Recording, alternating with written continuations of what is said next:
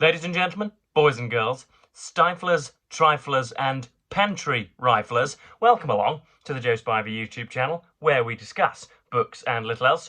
And welcome to one of four, the first of four in a review, not a review, that's far too auspicious a term, a discussion of and dissection of George Eliot's Middlemarch, a study of provincial life, published in, I think, 8 parts sequentially, in and around 1871. Now, my love, adoration and reverence for this novel is not a secret. I grasp every opportunity with both hands to praise it to the hills, and it's been a complete joy to set going once again. Notice I've gone straight into the action today. Usually, on the Joe Spiver YouTube channel, there is just a gobbit of personal life, something about my, what should we say, railing through a menagerie of supermodels, or, difficulties with grandparents, or, what else can we say? The yetis that stroll on past my windows when they come and when they come and deposit their excreta on the ground. There's usually, it's like a children's television set, that a children's Saturday morning television. Somebody is dunked in gunge. There's custard pies to the face. It's all very messy indeed, but it's all a it's complete bedlam usually in the first 5 minutes. But we're going to be rather straight-laced this morning because we've got duties to perform. This deserves the utmost attention. So yeah, a study of provincial life pretty much covers it. Middlemarch is a fictional settlement in and around the middle of England. Derby, Birmingham, Nottingham, perhaps maybe towards East Anglia, further south somewhere like that, Reading perhaps, but it's in rural fields, and it's just a typical small town. An infirmary is about to be built, but there are, you'd imagine anyway, convenience stores, pubs, churches, dry stone walls, rotting out stable yards, collections of a dozen cottages, and then a mile later another collection, and hedgerows, and all of whenever you think of traditional British England, as it were, that's what she's trying to conjure. And where even to begin? To try and summarise Middlemarch would be rather like trying to sort of parcel an avalanche. There's just far too much, and my critical containment is so narrow that I'm never going to do it proper justice. But we're going to try nonetheless. So we start off with the Brookes. So there is an uncle by the name of Mr. Brooke. I don't think we ever catch his forename, and he's left with two nieces and geeses and all of the other rhyming words. He's left with two nieces, and they are comfortably middle class, slightly, but you never sense that they exult in their plenitude. They are quite well classically educated, and they're both nieces, Celia and Dorothea, are clearly very clever indeed. Dorothea is the central protagonist. She is probably the person marbleized into perpetuity on the front of this cover. Marbleized into perpetuity, that was quite good, wasn't it? I shall note that one down for later. Dorothea is, what should we say now? Slightly prissier. She isn't herself prissy, but she's the prissier of the two. Straight-backed, a little more guarded, a little more stern and unapproachable. And she is concerned more with goodness knows what, rectitude and moral virtue, and she's a little less serious, a little less given to joking. She can joke, as we learn later on, but she's not as much of a minx as her sister Celia, who is, by all accounts, a little more attractive, I think a little younger, and she's just more fun, as it were. And yes, so that's the dynamic between the two.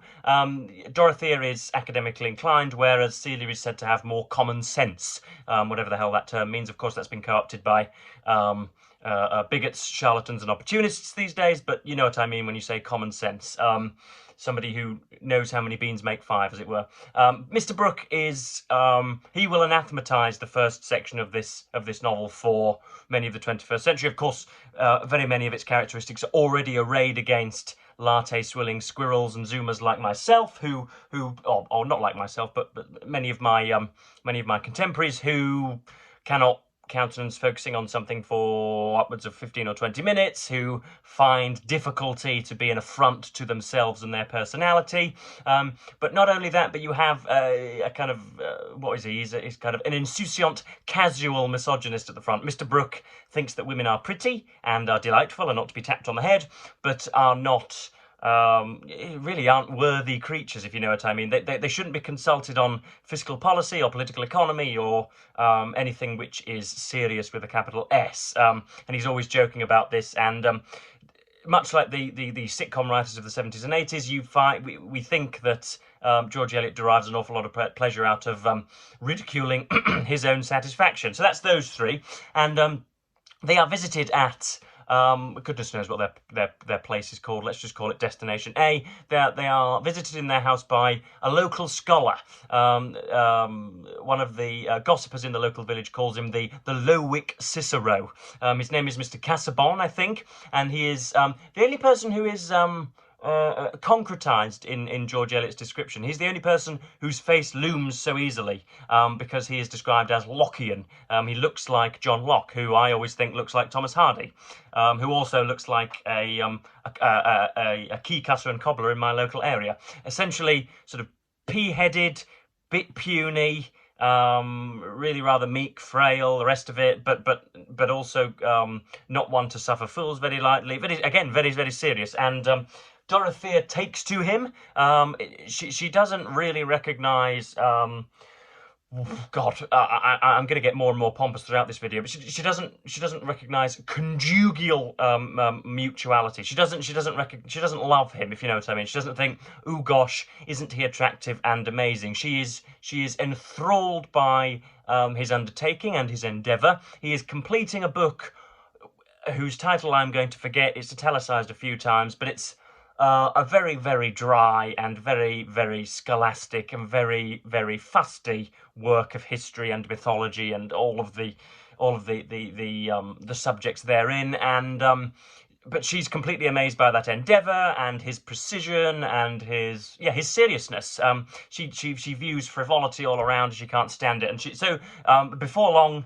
Mr. Casaubon realises this, and they are into a relationship. A few people try and prevent this, or try and colour it with their detractions in the public sphere, but it doesn't work. They are indeed engaged to be married very, very quickly, and I'm going to read bits and bobs. I've got about 4 sections to read out. I'm a quarter of the way through for all of those interested. But then we have another side of Middlemarch, of course. We have the Vincy family, Rosamond and Fred, who are the 2 youngsters. Fred is really a kind of prototypical adolescent layabout, slightly. He has not finished his college degree, and is centre-parted with a YouTube channel with 3.2 thousand subscribers. No, he is, a little bit of a layabout, hasn't finished his degree, impecunious, owes a lot of money to many other people, and... You sense that he's extraordinarily lazy. Rosamond Vincy is altogether beautiful. She is blonde and attractive and used to putting on a show for very many people. And yeah, they aren't dwelt upon as much as the Brookes are and Mr. Casaubon is, but nonetheless they feature a part of it. And we are introduced to Mr. Bulstrode, who is the local speculator with a K. He is he has great means, but we're not altogether sure just how good with a capital G person he is. We know that his words carry great weight in the local community. There's a vote about who's going to be the new chaplain at the latest infirmary, and so we know that he's a significant other, and Fred Vincy has to acquire his signature, this is where it gets very complicated and quintessentially Victorian. He has to acquire his signature so as to prove to Mr. Featherstone that Fred hasn't borrowed money on the assumption that Mr. Featherstone is going to lend him land. Stick with me, folks. It gets an awful lot easier than that.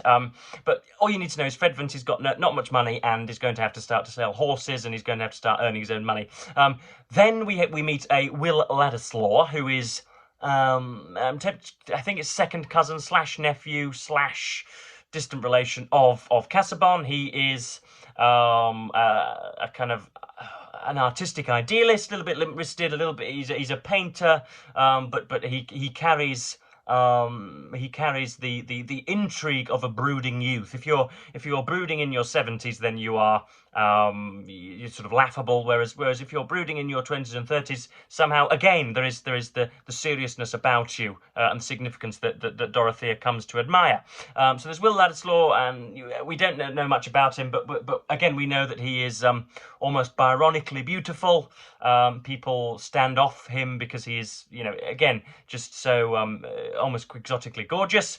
And then that's about it. There is Mr. Lydgate, who is an incoming newcomer, a doctor, and he is fighting against the medical establishment. His methods are in stark variance to the established methods, and he has been wronged once in love and marriage by an actress in Paris, and is therefore determined not to touch anybody else with the barge pole, but finds the blonde and majestic Rosamund Vincy to be to his liking. But there is a duality in there which I think George Eliot explores an awful lot more, and which I happened upon in my initial reading of this. So yeah, I'm reading this because I am to write an essay on it, which I will be submitting to a competition. And so as when a new release sharks through the front letterbox, and you're tasked with reviewing it, you're engaging a different part of your brain really to whenever I read, for example, P.G. Wodehouse or Martin Amis. Usually you never really can turn your critical brain off, but there are occasions when, for example, you don't have a pencil in your hand and you're not primed to annotate, that you just sort of let things flow over you. Whereas when you're reading something critically, you are going out with a sort of flappy beige hat on, with a lepidopterist net. You're setting traps. You're looking for any swinging theses through the branches or whatever. You're looking for something, some marquee to happen upon. You're looking for some wriggling animal to be caught in a trap. You're looking for intention. You're looking for patterns, and knowing that you're going to write about it means that you are plunged ever deeper into the lagoon. So yeah, I've got some sections to read out, and yeah, hopefully some of her genius is translated, or at least broadcasted, advertised by Joseph Edward Spivey. Yeah, there are. I mean, George Eliot presents a great sort of skein of geese, gaggles of geese. How do you pronounce that word? S-K-E-I-N, I think it is. Skein of geese, the collective noun for geese. She releases them from their cages and sets them to fly over you, and you're sort of. You're watching them with the panic of a newcomer, and you think, oh Christ, there's about 5 or 6 things going on here, and you try to grab one, and you occasionally get 2 or 3. Very rarely do you get 5 or 6. There's an awful lot, in other words, flying over our heads, and that's even my head, and I'm an extraordinarily intelligent person, as I'm sure you'll agree.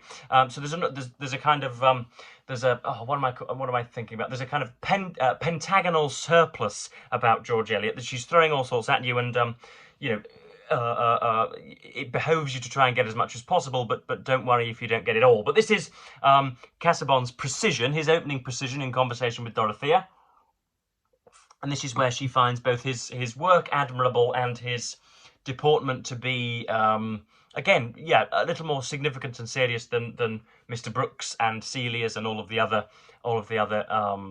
idiots around her. This was the first time that Mr. Casaubon had spoke at any length. He delivered himself with precision, as if he had been called upon to make a public statement, and the balanced sing-song neatness of his speech, occasionally corresponded to by a movement of his head, was the more conspicuous from its contrast with Mr. Brooks' scrappy slovenliness. Dorothea said to herself that Mr. Casaubon was the most interesting man she had ever seen, not excepting even Monsieur Lirette, the Vaudois clergyman who had given conferences on the history of Waldenses, to reconstruct a past world, doubtless with a view to the highest purposes of of truth. What a work to be in any way present at, to assist in, though only as a lamp holder. This elevating thought lifted her above her annoyance at being twitted with her ignorance of political economy, that never explained science, which was thrust as an extinguisher over all her lights. So there you are. You can see that she is unpacking a suitcase there, and you know, you are going to. Oh, I've just lost my bookmark place. Goodness me, that's a tragedy. I'm sure I know just where it was that I was reading, but yeah, she's you know, unveiling a great sculpture, and you know, you are struggling and you finding it troublesome to take it all in, but it is nonetheless invigorating to do so. It's not tiring or in any way possible. It's lovely. The second section is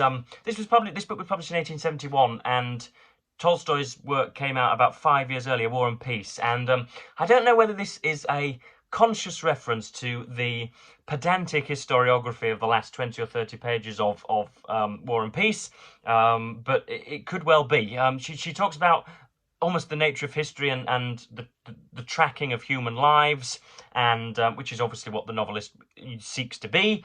And yes, she's almost in a very weird way, she's self-deprecating. She's telling us here that she can't get into everyone's lives, and she can't unlock everybody's heads and personalities, even though that's obviously joyfully what she does throughout the whole book. But yeah, this is the start of the section. A great historian, as he insisted on calling himself, who had the happiness to be dead 120 years ago, and so to take his place among the colossi whose huge legs our living pettiness is observed to walk under, glories in his copious remarks and digressions as the least imitable part of his work, and especially in those initial chapters to the successive books of his history, where he seems to bring his armchair to the proscenium and chat with us in all the lusty ease of his fine English. But Fielding lived when the days were longer, for time, like money, is measured by our needs, when summer afternoons were spacious and the clock ticked slowly in the winter evenings. We belated historians must not linger after his example, and if we do so, it is probable that our chat would be thin and eager, as if delivered from a camp stool in a parrot house. I at least have so much to do in unravelling certain human lots, and seeing how they were woven and interwoven, that all the light I can command must be concentrated on this particular web, and not dispersed over that tempting range of relevancies called the universe. Just where on earth do you go with that, folks? That's just spectacular, and altogether gratuitous as well. Not necessary at all, and yet we're here for it. We are absolutely here for it. Next up, we have Dr. Lydgate's Duality. I've already said that he rather likes Rosamund Vincy, and yet wants to focus more on his medical work and becoming the kind of supreme practitioner of the area for the Middlemarchers, but yet there's still, obviously, as there is in all of us, a lingering yearning after holy matrimony and the convenient love of another. So this is I've written in the margins that this comment on duality makes everything that Dostoevsky ever wrote make it sound like a child's belch. We have the Petersons of this world, and even some prominent booktubers who say that Dostoevsky is a marvelous writer of human duality, and you know, what should we say, the internecine inwardness of a human being, and the way in which modesty and arrogance battle, and the way in which happiness and melancholy battle. That's all, of course, complete ridiculous balderdash. Dostoevsky isn't worth the pages on which he's written. That's probably a little more stringent than I wanted to be, but yeah, this is George Eliot, who is taking him to the cleaners, as it were. You want a passage on the inward self and difficulty, folks, it is here for you. He had two selves within him, apparently, and they must learn to accommodate each other and bear reciprocal impediments. Strange that some of us, with quick alternate vision, see beyond our infatuations, and even while we rave on the heights, behold the wide plain where our persistent self pauses and awaits us. In other words, when we are gambling and drinking and carousing and plumbing our way through a fine local maiden, we are somehow thinking of being a little bit more conscientious, and when we're being conscientious and we're sat quietly reading, we are thinking about going round gambolling. In other words, we will never quite be pleased with the current situation, and what is to come or what is to be anticipated is ultimately preferable. And I've read half of Crime and Punishment, in which that's supposed to feature prominently, and never heard it put so beautifully. But before long, I'm conscious of the time, but I shall only do another 5 minutes, I promise. Before long, we are told that the marriage between Casaubon and now Mrs. Casaubon, Dorothea, is not going well. The unextinguishable light of academic zeal that was first prominent in Dorothea somewhat dims because she can't be as much of a pretty amanuensis as she wants to be. She is embarrassed by her own ignorance. Casaubon doesn't employ her to the extent that she foresaw beforehand. And so she just sort of holds his hand around Rome, essentially. He's there beavering away at his desk and typewriter, if indeed such devices existed in the Victorian period. I don't think they did. Checking myself there. And she wanders around Rome, but her ignorance it doesn't allow her to be stimulated by any of the marble work or any of the frescoes or any of the portraits in the great galleries. And so, yeah, the marriage starts to collapse, essentially, as everybody thought it would, as Celia predominantly thought it would.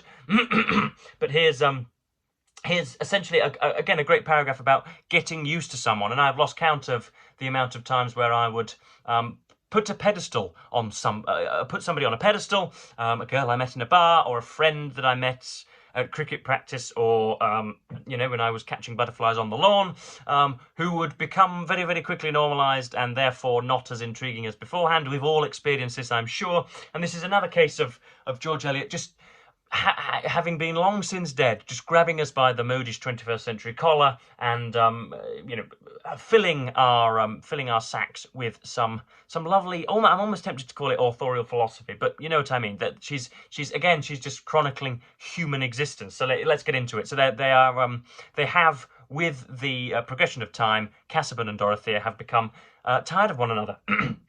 All these are crushing questions, but whatever else remained the same, the light had changed, and you cannot find the pearly dawn at noonday. The fact is unalterable, that a fellow mortal with whose nature you are acquainted solely through the brief entrances and exits of a few imaginative weeks called courtship may, when seen in the continuity of married companionship, be closed as something better or worse than what you have preconceived, but will certainly not appear altogether the same. And it would be astonishing to find how soon the change is felt if we had no kindred changes to compare with it. To share lodgings with a brilliant dinner companion, or to see your favourite politician in the ministry, may bring about changes quite as rapid. In these cases, too, we begin by knowing little and believing much, and we sometimes end by inverting the qualities. How spectacular. So yeah, I am I'm also just going to try and find the page. I think I was on something like 230. I will have drawn a little mark where the paragraph began. But yeah, talk amongst yourselves, folks, whilst I try and find my place once again. It was to do with Fred Vincy. But yeah, I am, of course, I'm going to seek slightly maybe to criticise some of what George Eliot has been writing. I think there is a tendency for her to overreach. So she has such an embarrassing largesse of qualities that sometimes she does overspend and reaches over the fence rather much, and it's all slightly too complicated and there's far too much going on, but that of course invites rereading. So yeah, there's some weaknesses that I'm going to point out, but I am just, as I said in an email to somebody yesterday, I am skittled by her superiority. This is absolutely excellent, and we're only a quarter of the way through, and very little has been at stake so far, so I'm looking forward to progressing on. I do remember the plot, but the finicky specificity of her work is still revealing itself to me. So yes, I've mumbled on for far too long. Please do let me know if you've read Middlemarch, whether you are intimidated by this toe crusher of a Victorian book. You are going to have to get round to it at some point, otherwise you will die unhappy men and women. So yes, goodness me, this has been again, an enthusing adoration of George Eliot's Middlemarch, and I shall be back presently with more of it, but I'm going to read some more and watch some of the cricket also. So I'm, as ever, going to thank you ever so much for watching BookTube, and say goodbye.